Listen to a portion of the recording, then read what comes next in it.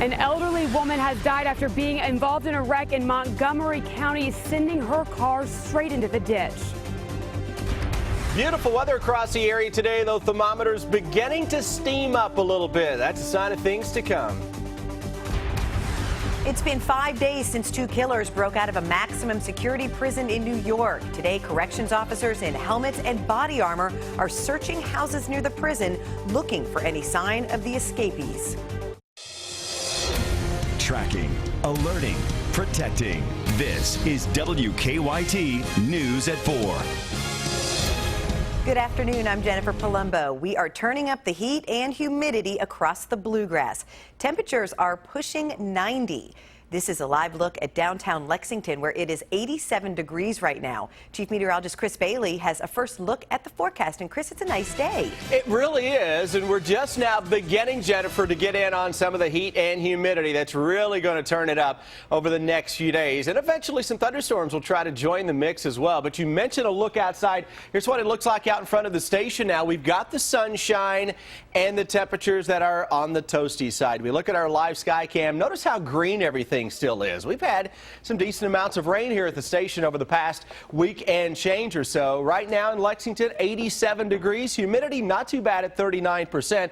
Winds are coming at us, though, from the southwest now, and it's that southwesterly wind that will lead to some higher humidity levels and an increase in temperatures. It's one of those days, the farther west and north that you live, the hotter the temperatures. We've been at 90 into Covington, close to 90 Frankfort, 91 into Louisville, down toward Bowling Green. But you notice now most of central and eastern Kentucky, not bad at all. A lot of mid and upper 80s, 86 showing up into Richmond and across the Mount Sterling and Moorhead areas. This is an area that has a lot more green, a lot more vegetation compared to our neighbors to the west. We've had some decent amounts of rains over the past couple of weeks, and that obviously will help keep temperatures down a little bit. No rain, speaking of, showing up on Live First Alert Defender, not expecting a lot. Warm and humid this evening, mid 80s.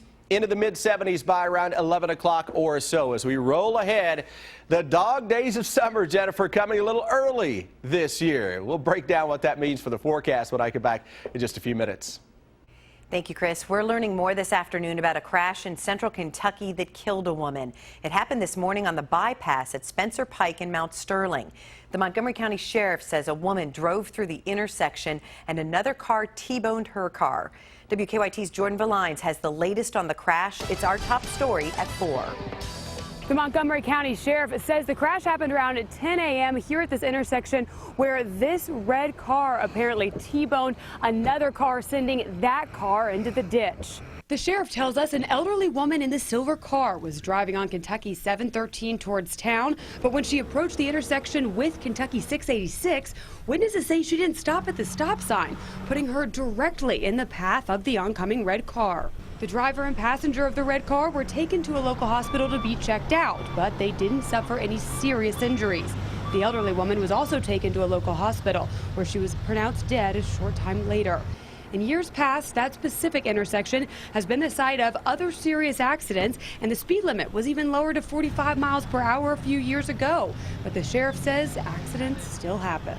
We do not have as many accidents here as we used to, and that was contributing to the lowering of the speed.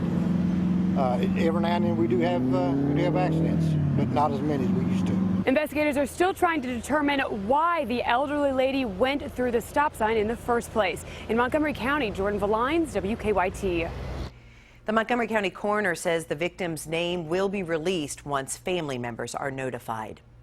A guardrail company accused of making potentially dangerous guardrail heads in several states, including Kentucky, has been ordered to pay more than $650 million. A federal jury in Texas found Trinity Industries guilty of committing fraud against the U.S. government.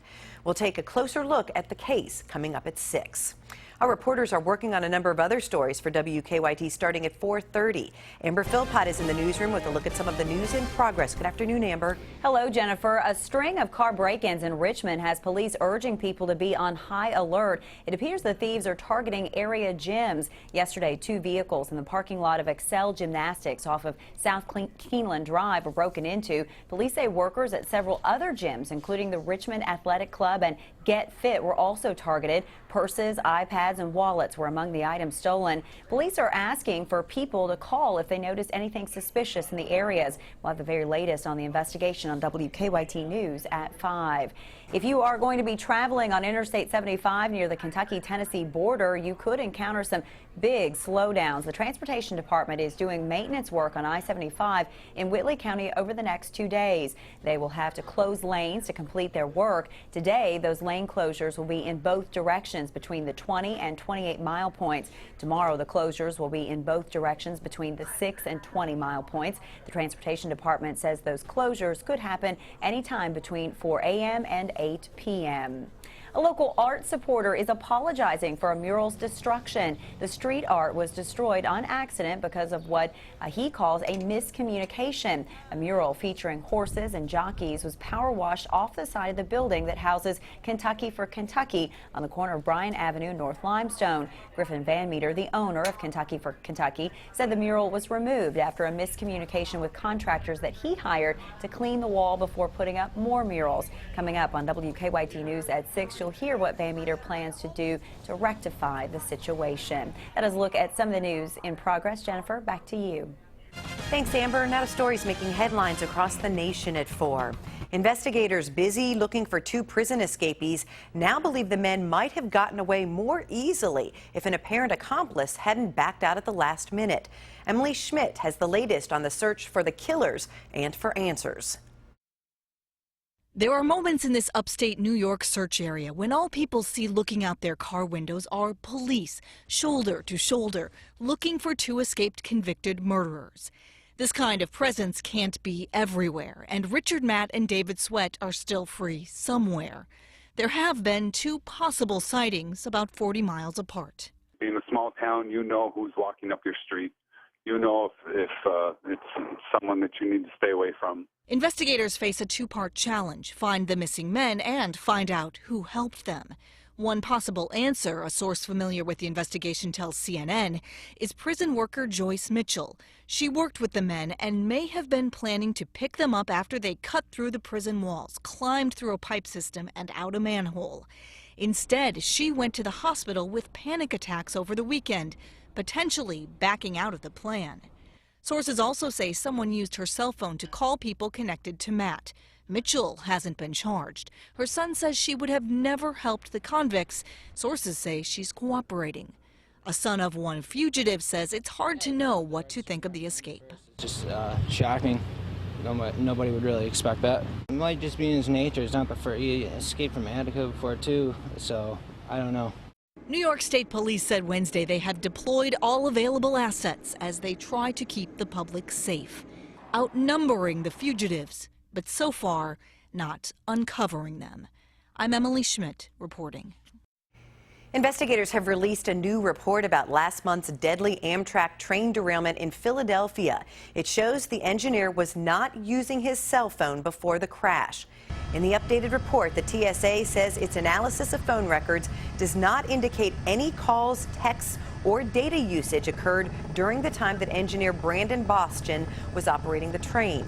The agency also said Bostien did not access the train's Wi-Fi system while he was operating it.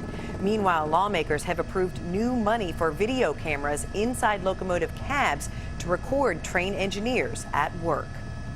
A woman in Belgium has made medical history after giving birth to a baby boy despite having her ovary removed and frozen when she was 13.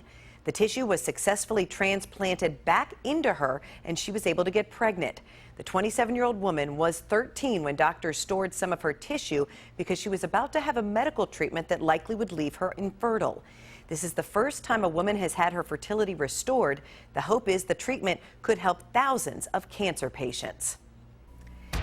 Egg prices are on the rise because of an outbreak of bird flu. We'll tell you by how much in WKYT Money Watch.